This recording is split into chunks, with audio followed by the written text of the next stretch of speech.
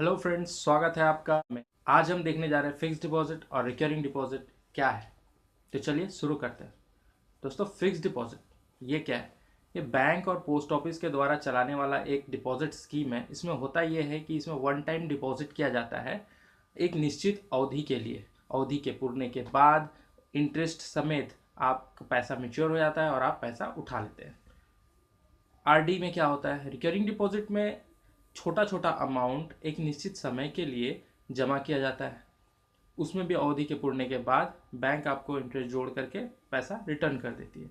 दोनों को एक एग्जांपल लेके समझते हैं। फिक्स डिपॉजिट में होता क्या है? मानिए आपके पास 1 लाख रुपए है। आपने 5 साल के लिए बैंक में 1 लाख रुपए को जमा करा दिया।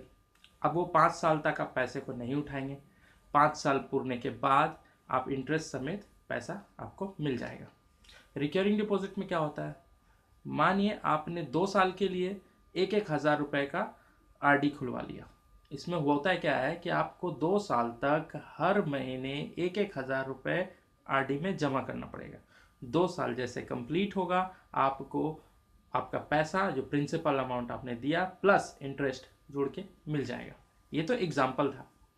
अब देखिए आप कितना पैसा इसमें इन्वेस्ट कर सकते हैं।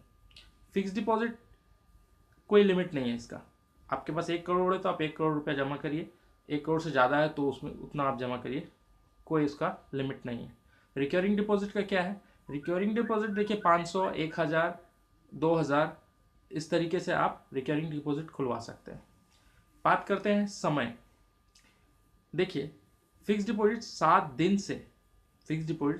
से 10 साल तक के लिए आप खुलवा सकते हैं। आप 7 दिन के लिए भी खुलवा सकते हैं, 1 महीने के लिए भी खुलवा सकते हैं, 6 महीने के लिए फिक्स कर सकते हैं। रिकरिंग डिपॉजिट 6 महीने से, यहाँ 7 दिन नहीं, 6 महीने से 10 साल तक के लिए आप रिकरिंग डिपॉजिट खुलवा सकते हैं। बात करते हैं इंटरेस्ट की। कितना मिलता है हमें इंटरेस्ट यहाँ? दोस्तों, यहाँ सेविंग्स अकाउंट से ज़्यादा इंटरेस्ट रेट मिलता है। सेविंग्स अकाउंट से ज़्यादा इंटरेस्ट रेट मिलता है। नॉर्मली 6 से 8% का इंटरेस्ट रेट मिलता है। ये बैंक टू बैंक वेरी करता है। ठीक है, ये बैंक टू बैंक वेरी करता है और आप जो जितने समय के लिए फिक्स कर रहे हैं उस टेन्योर पे वेरी करता है। मानिए अगर आप 1 साल के लिए फिक्स करा रहे हैं तो शायद 6% मिलेगा, 2 साल के लिए करा रहे हैं तो 6.5 मिलेगा। इस तरीके से वो वहाँ आपका टाइमिंग के हिसाब से वेरी करता है। रिकरिंग डिपॉजिट का भी सेम कहानी है। वहाँ भी फिक्स डिपॉजिट के तरह ही रिकरिंग डिपॉजिट में भी आपको इंटरेस्ट मिलता है। फिक्स डिपॉजिट और रिकरिंग डिपॉजिट दोनों में आप प्री मैच्योर क्लोजर करवा सकते हैं। अब ये प्री मैच्योर क्लोजर क्या है?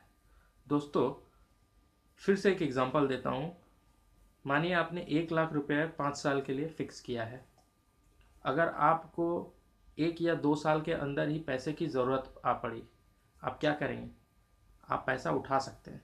आप बैंक में जाएंगे, कहेंगे मुझे प्री क्लोजर करना है अपने एफडी को। बैंक वाले क्या कहेंगे कि अगर आप 2 साल में ही पैसा उठा रहे हैं, चूंकि आप बैंक के और अपने में जो कॉन्ट्रैक्ट हुआ था उसे आप तोड़ रहे हैं। आपने कहा था कि मैं 5 साल के बाद उठाऊंगा, लेकिन आप 5 साल से पहले उठा रहे हैं, तो बैंक उसमें एक पेनल्टी लगाएंगे 1% का, और 2 साल तक का ब्याज देखेंगे कि उनके चार्ट में 2 साल तक का एफडी में क्या इंटरेस्ट रेट बनता है वो देखेंगे और 1% पेनल्टी लगा करके आपका पैसा आपको दे देंगे।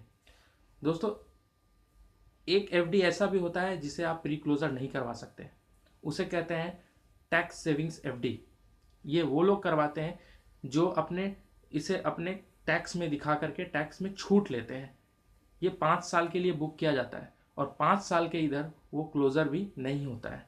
सेक्शन 80C के तहत उसे टैक्स में दिखा करके टैक्स में छूट लिया जा सकता है, इसलिए वो प्री क्लोजर नहीं हो सकता है।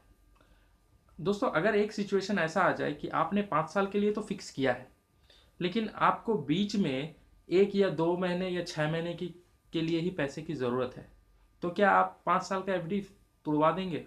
क्यों लॉस सहेंगे? उसके लिए एक बेहतर उपाय है। आप बैंक में जा कर के ओवरड्राफ्ट फैसिलिटी ले सकते हैं अपने एफडी के अगेंस्ट। मतलब यदि आपने 5 साल के लिए 1 लाख रुपए का जो फिक्स किया है, आप बैंक में जाएंगे, आप कहेंगे कि मुझे ओवरड्राफ्ट फैसिलिटी कर दीजिए। ओवरड्राफ्ट फैसिलिटी माने उस एफडी के अगेंस्ट आपको बैंक लोन सैंक्शन कर देगी। ये नॉर्मली 70 to 80%, 90% तक भी बैंक कर देती है। 90% तक बैंक लोन आपको कर दी, आप पैसे लगभग 80 से 90 हज़ार आपको मिल गया, आप जा कर के उसे यूज़ कर लीजिए, फिर दोबारा आकर के लोन अकाउंट में जमा कर दीजिए। जितने दिन आप पैसा अपने पास रखें, यूज़ किए, बैंक उस पर आप से इंटरेस्ट लेगी। ये इंटरेस्ट नॉर्मली आपने जितने पे आपने एफडी को बुक किया है, मानिए आपने 8% के ब्याज दर से एफडी को बुक किया हुआ है सालाना, तो बैंक 1 या 2% ज़्यादा लेगी उस पर अपने लोन पे। ठीक है, तो आपका भी काम बन जाएगा और आपका एफडी भी नहीं टूटेगा और आपका जो ज़रूरत था वो भी फुलफिल। तो ये एक अच्छा है एफडी के अगेंस्ट में लोन। नॉमिनी फैसिलिटी दोस्तों, फिक्स्ड डिपॉजिट और रिकरिंग डिपॉजिट आप दोनों में नॉमिनी फैसिलिटी करवा सकते हैं। उसमें नॉमिनेशन के लिए जो नॉमिनी रहेगा उसका नाम, एड्रेस प्रूफ ये पूरा देना पड़ता है। हाँ, अगर नॉमिनी 18 साल से कम है तो उसके लिए एक अपॉइंटी लगाना पड़ता है। ठीक है, अपॉइंटी मतलब उसका गार्जियन का नाम, पता, एड्रेस सब देना पड़ता है। टीडीएस, फिक्स डिपॉजिट में टीडीएस कटता है लेकिन रिकरिंग डिपॉजिट में टीडीएस नहीं कटता। ये टीडीएस क्या है? ये टीडीएस है टैक्स डिडक्शन एट सोर्स। ये फिक्स डिपॉजिट में कटता है। कैसे कटता है? मानिए एक फाइनेंशियल ईयर में यदि आपने अपने फिक्स डिपॉजिट से 10,000 से ज़्यादा का इनकम कर लिया है, तो जितना ज़्यादा आप 10,000 से किए हो उस पर 10% बैंक टैक्स टीडीएस काट के इनकम टैक्स डिपार्टमेंट में जमा करा देती है। मानिए आप टोटल 15,000 रुपये एक फाइनेंशियल में इंटरेस्ट कमाए, तो 10,000 से कितना ज़्यादा है? 5,000। उस 5,000 का 10% यानी 500 रुपया बैंक टीडीएस काट के जमा करा देगी टैक्स डिपार्टमेंट में। अगर आपका पैन सबमिट नहीं है तो वहाँ 10 नहीं 20% बैंक काट लेगी। अगर आपका पैन नहीं है तो 10 के जगह 20% काट के जमा करा देगी।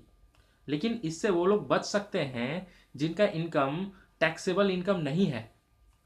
फॉर एग्जाम्पल, इस फाइनेंशियल ईयर में 2016-17 में अगर दिया गया है कि 3 लाख रुपए के नीचे जिसका स्लैब है वो टैक्स के दायरे से बाहर है, वो क्या करेंगे? वो बैंक में जाएंगे, बोलेंगे भैया मेरा 3 लाख रुपए से इनकम कम है तो मेरा 15G फॉर्म आप लीजिए। 15G एक डिक्लेरेशन होता है कि मेरा 3 लाख रुपए से सालाना इनकम कम है, तो प्लीज़ मेरा जो एफडी के ऊपर टीडीएस आप लोग काट रहे वो ना काटें। बैंक उसे जमा कर लेगी और उस फाइनेंशियल ईयर में टीडीएस नहीं काटेगी। हाँ, सीनियर सिटीजन के लिए 15G नहीं 15H देना पड़ता है, वो भी सेम डिक्लेरेशन है। तो दोस्तों, आशा करता हूँ कि आपको मैं बहुत हद तक ये पूरे क्लियर कर पाया, समझा पाया। तो आपसे ये गुजारिश है कि अगर आपको अच्छा लगा तो ज़रूर मेरे वीडियोस को मेरे चैनल को सब्सक्राइब करिए, वीडियोस को लाइक करिए और शेयर करिए। मिलते हैं अगले वीडियो में, तब तक